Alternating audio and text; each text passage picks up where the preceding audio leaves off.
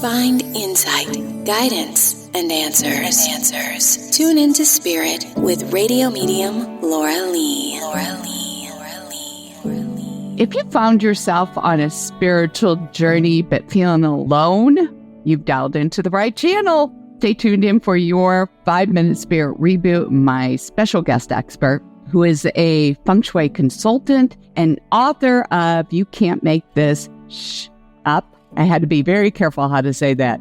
Alejandra Brady. Welcome. Hi, thanks for having me. I know, but I had to go with that name. There was no other name for this book. Well, tell us why you can't make this up.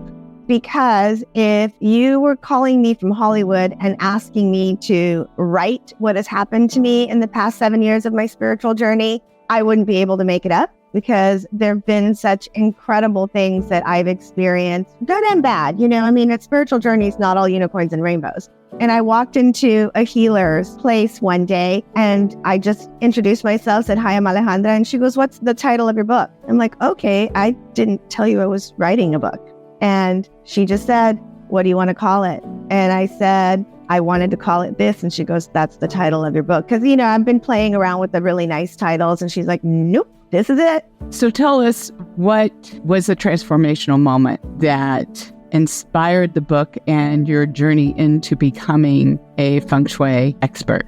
First, it was feng shui, and then that led to my being interested in other modalities. So I started learning how to meditate, and I had turned 50. I had just had a very unexpected cervical fusion. So I have a titanium plate that holds my neck up with 6 screws, cadaver bones, the whole 9 yards. And I hired a feng shui consultant to come to my house to help me get ready for the surgery. So I had such a seamless recovery after I did what she suggested that then I knew I had to incorporate it into my interior design practice, because I have been an interior designer for over 20 years. So now I do it very intentionally, and the clients that I work with all have to be open to energy and feng shui. Otherwise, I don't work with them anymore. That's perfect segue, because when somebody goes on to a spiritual journey, that's so, touchy-feely to a lot of people who are working the daily grind. So what's that look like from your own personal experience? So I started diving into the spiritual world. Like I said, first came feng shui, then came meditation. During a meditation, Archangel Michael came in and said, "You're writing a book." I said, "No, thank you," for a while, but he kept being quite insistent that this is what my path was. I asked what the book was supposed to be about because I had no idea. He said, "Just write down what starts to happen to you."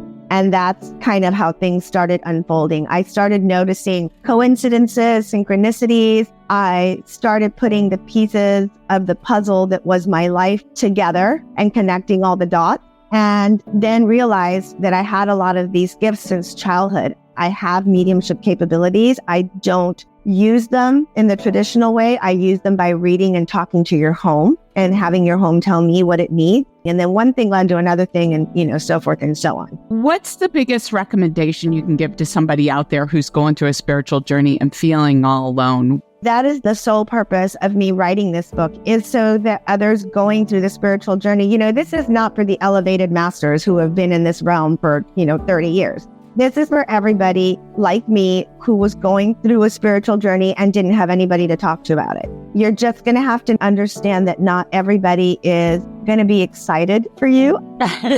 Just like with feng shui, I thought, what do you mean? Everybody's going to want feng shui in their house.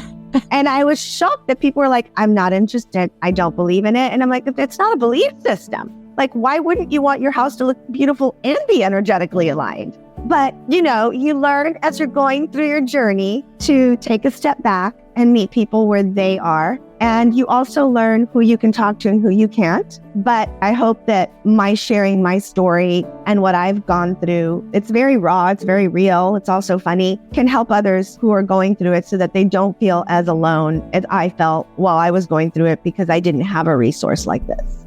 I agree. Thank you for sharing your wisdom with us. Where can people find your book, You Can't Make This Up, Alejandra? Amazon, Barnes & Noble, wherever they sell books, it will be there. It's also on my website, alejandrabrady.com. Thank you for staying tuned in. And if you like this episode and you want more, subscribe. And remember, you can tune into your spirit each and every day. by subscribing to our podcast on your favorite forum. Please rate it and share it. Thank you.